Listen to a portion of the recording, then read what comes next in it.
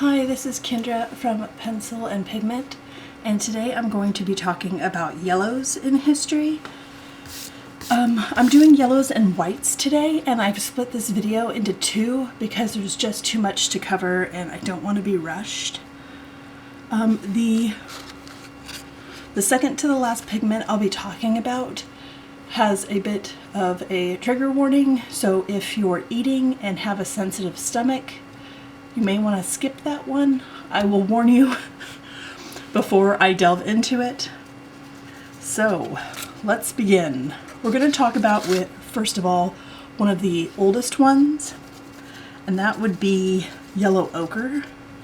So it's actually an iron oxide based earth pigment, and in Australian Aboriginal art, actually every pigment from earth is called ochre, but here we sort of denote the difference between yellow ochre and red ochre. And it's a deposit found all over the world,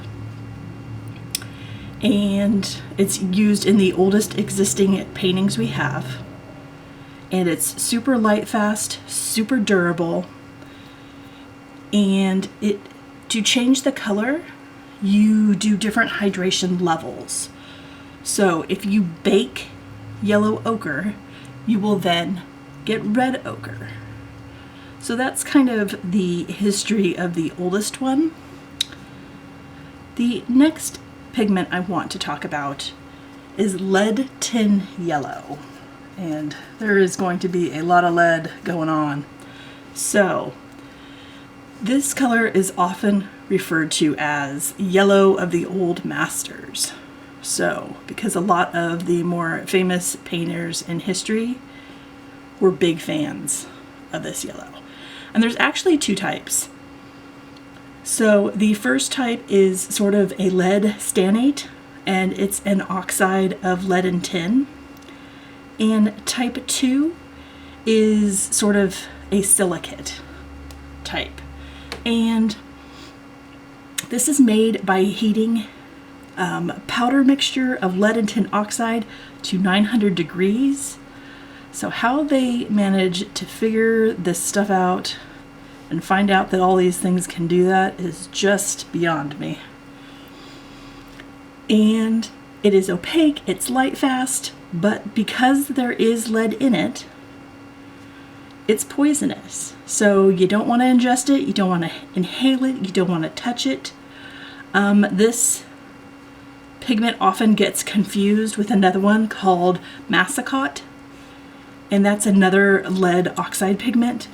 But lead tin yellow was used by Vermeer, and I will link paintings that use these pigments if I can find them, when I can find them, in the description box below. I'll also link our articles and other things if you want to continue your reading and research with some of this stuff, because it is absolutely fascinating. But by the 18th century, it was replaced with Naples yellow. Now, Naples yellow is actually considered one of the oldest synthetic pigments, and ancient Egyptians were known to be able to create it themselves. There is a hair in my painting. Don't you just hate that? It makes me absolutely crazy. I love my cats, but sometimes when they shed, I will get hairs in my art. Okay. Anyway, it's actually, Naples yellow is a lead antimonate, and the color of Naples yellow has a huge range. So it can be earthy, it can be a reddish yellow, it can be sort of bright light yellow, and actually Daniel Smith makes a really, really nice Naples yellow. If you want to purchase it and try it, I think their version is very beautiful. So here is your warning. If you are currently eating, if you have a sensitive stomach, this next pigment is not for you. I will see you in the next video if you like. I hope you have a wonderful day. For those of you choosing to stay, we will be talking about Indian yellow.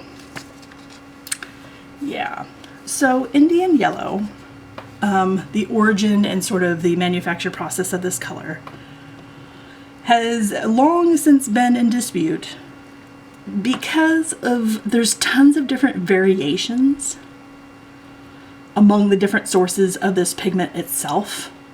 And that has become a huge problem for folks trying to figure out what is what and where is where with this color.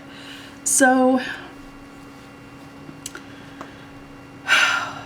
it can be made from both pure materials, mixtures of chrome salts, and dyes of plants and of animal origin.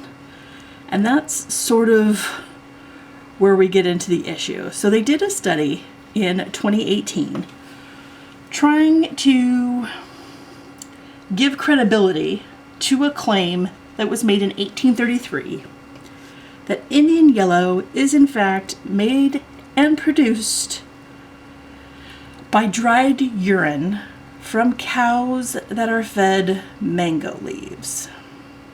And they have found that this has been substantiated. So that's not good.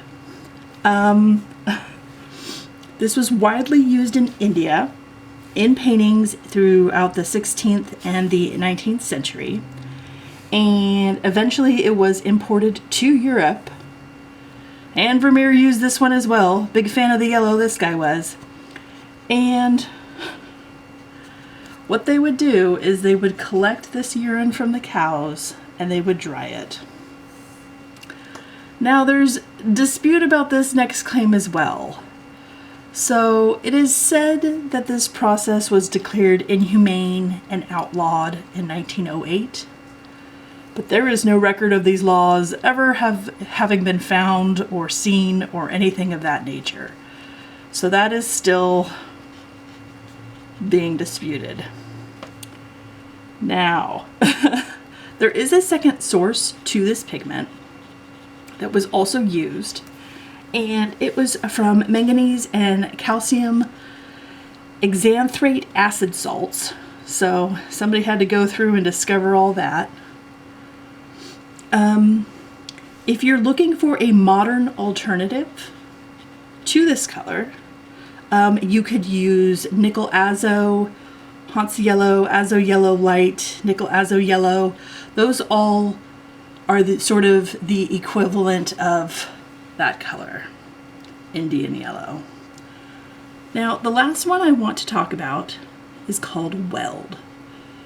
Weld is actually a plant that is native to Europe and Western Asia, and eventually I believe it came over to North America as sort of a noxious weed that's not native.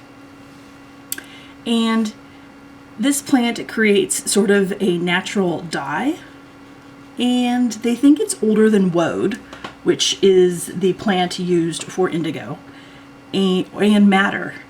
So this dye was used on fabrics that were then laked into a pigment, and this was widely used in Europe in the 17th century by Dutch painters. And they basically would paint sort of foliage and plants blue, and then they would do sort of a wash on top with this weld glaze to then turn the plants yellow, or I'm sorry, green. So yellow over blue would make the green.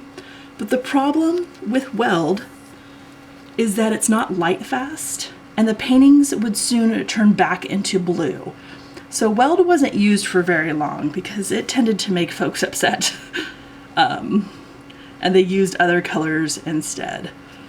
I think this is incredibly interesting. I, in fact, own and use azo yellow, which is what this is. And I think it's a beautiful yellow. Here's sort of what it looks like. Really thick and sort of thinned out. I hope this was interesting to you. I feel like the history of pigments is so rich and so fascinating, and there's just so much of it that's been sort of lost and rediscovered by folks now with all these different ways to test and produce and look back at these old pigments and see if they were really made of what folks said they were made of. And I just find that incredibly, incredibly fascinating.